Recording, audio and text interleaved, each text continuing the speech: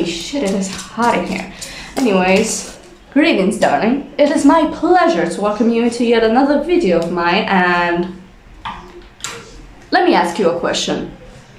I will give you 2 scenarios, and you're gonna tell me which one is worse. Scenario number 1, you, ladies, specifically, gaining 100 pounds. Scenario number 2, a man abandoning his entire family and not providing for them, therefore making their life a living hell.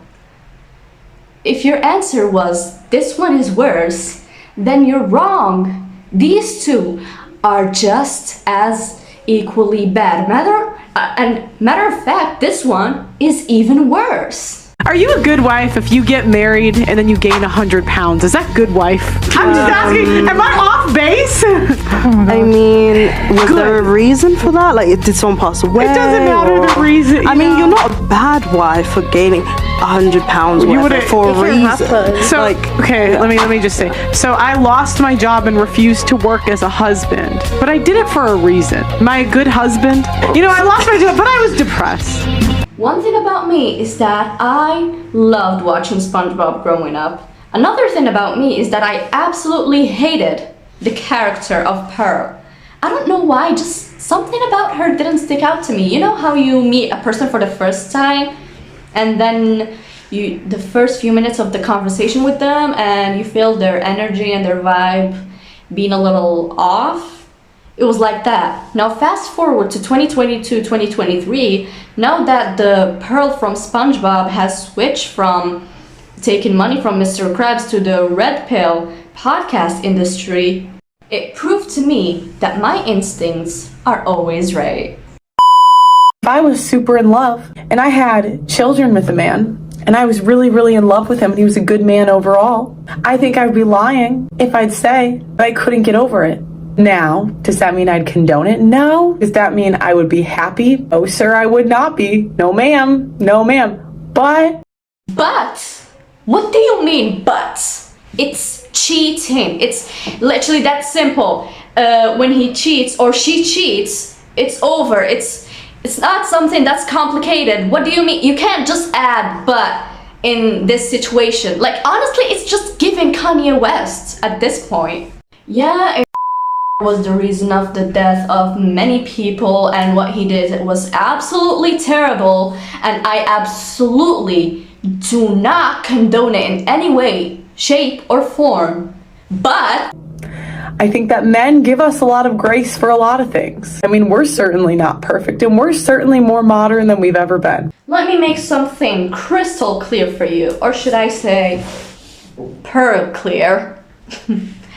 I'm funny. Anyways, phrases along the lines of I'm not perfect or I'm just human can be used in circumstances that are like failing a test, accidentally damaging a certain item, like, and many more.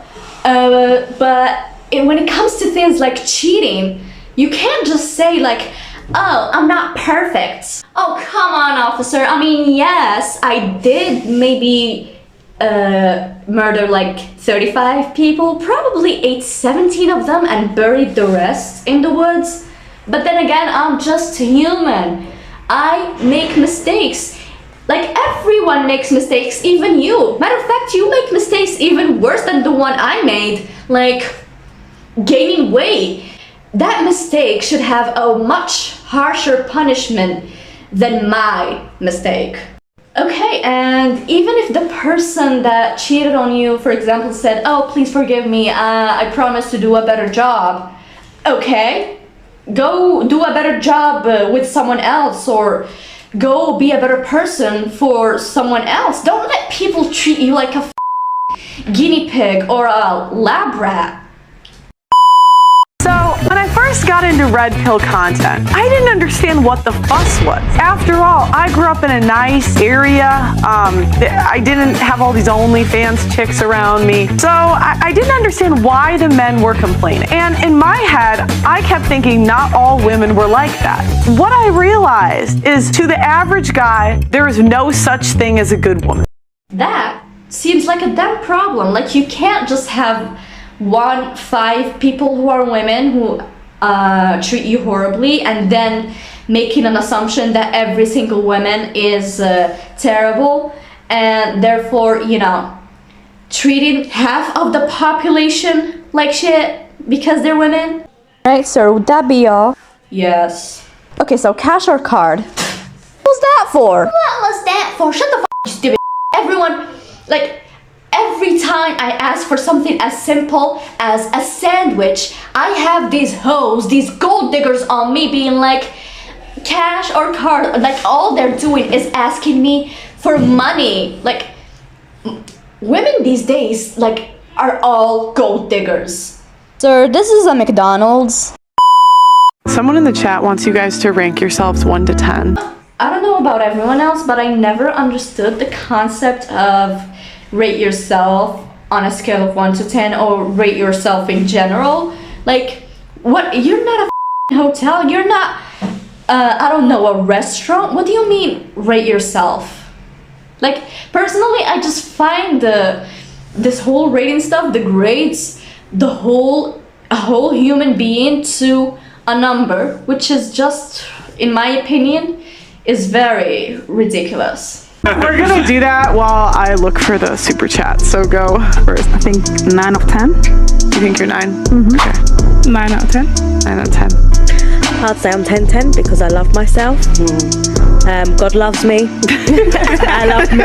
And I'm 10-10. And I feel like everyone's 10-10 in their own way. Like, How? In their own way, I said. Not in my way. I'm like, If everyone's a 10, then no one's a 10. Then everyone's a 5. Then everyone's average. I definitely feel like I'm 10. Okay, alright, go ahead. Go ahead. I'll say 9 out of 10. 9, okay. I'd say 9 out of 10.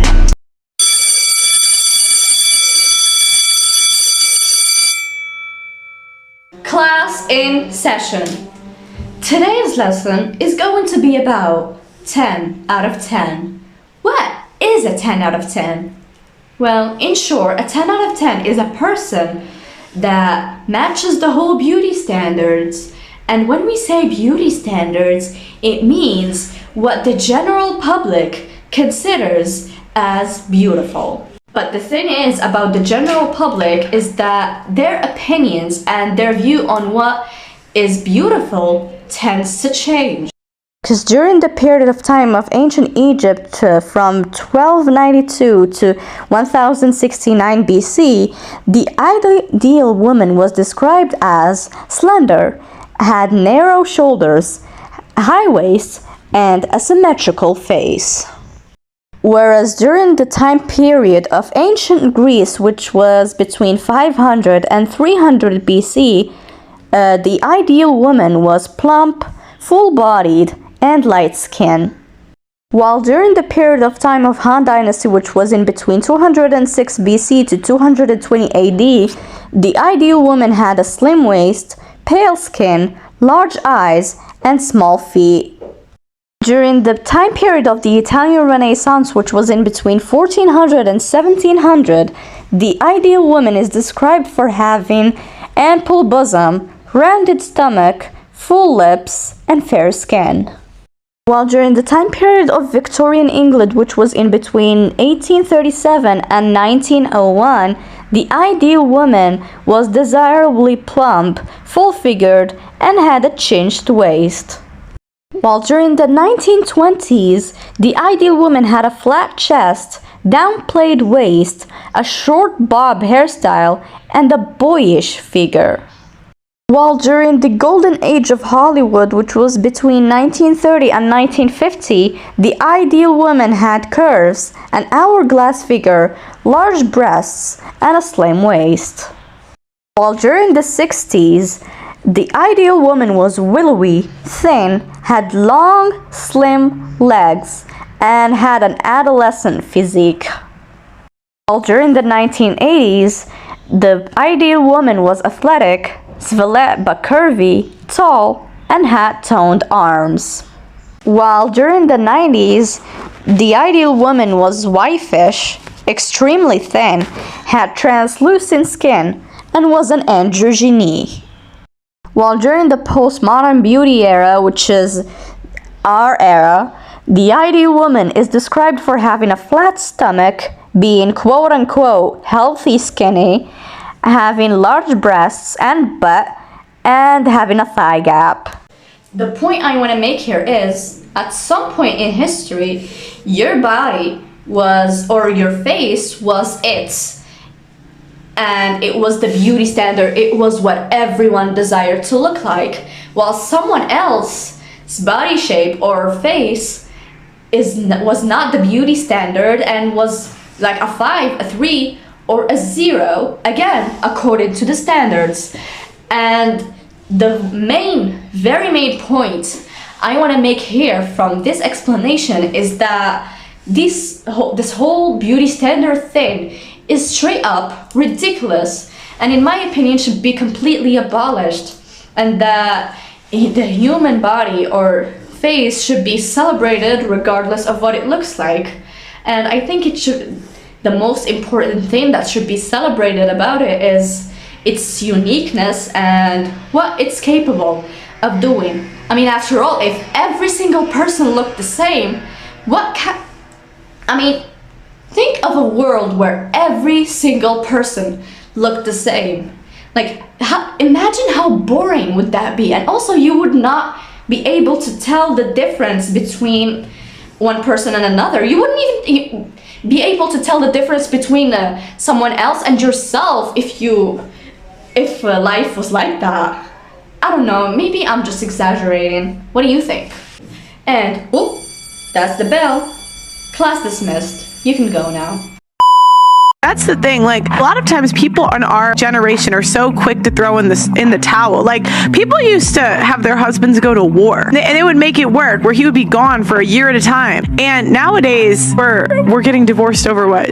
A messy house? Chores? It takes 1, not 2, not 3, not 4, and certainly not 5, but only 1 Google search to prove you wrong.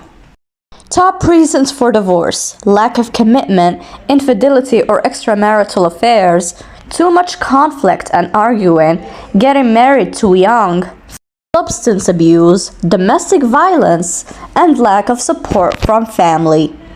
So why did you leave your husband?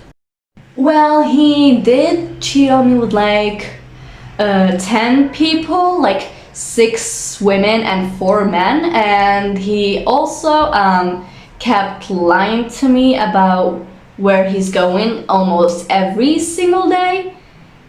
He also made me do almost every single thing for him, including going to work and cleaning up the house while he just stays and does whatever the he wants. And yeah, that's probably why I left him. That's all. What do you mean that's all? Well, those things are maybe a little bad, but you didn't have to leave him. Like, he did not do something as bad as making a mess at your house, or even worse, gaining 100 pounds. Did he do that? Oh shit. I don't think he did, no. Ooh, yikes. Well, you probably should go and ask him for forgiveness. They used to use the word trauma when men came back from war. Yeah, for PTSD. And now women have claimed the word and use it for freaking everything. Yeah. Do you agree with that term, mental health? Is that something that's No, sick? not You most don't of that. believe in that? I think there are exceptions, but I think in 2023, the majority of people that claim mental health do not have mental health. Mental health, a person's condition with regard to their psychological and emotional well-being. So when you say that someone doesn't have mental health, that's like saying, oh sorry, it's really hot in here. That's like you saying, oh, this person's not, instead of saying, you know, this person's not sick, they're just being dramatic, you're saying, this person does not have an immune system, they're just being dramatic. That's literally the same thing as saying you don't have mental health instead of saying you don't have a mental health disorder, because there is a difference. In case you did not know that, well, the more you know, I guess. Anyways, anyways, darling, that is all. I hope that you've enjoyed my company. I know I did. Enjoy my company. And I will see you probably never. Okay, bye. Whoosh! That was so stupid. I'm sorry. Okay, bye.